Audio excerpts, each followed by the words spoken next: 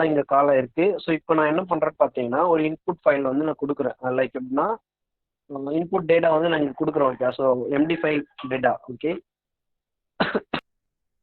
So okay, இதில் என்ன பண்ணுறோம்னா, இப்போ நம்ம அந்த MD ஆஷ் ஆஷ் வேல்யூ வந்து நம்ம இதில் பேஸ்ட் பண்ணுறோம். ஓகேவா? ஸோ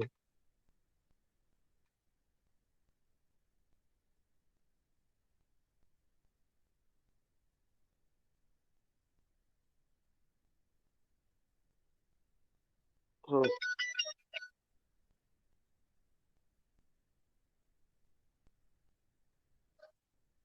இதுதான் அந்த வேல்யூ.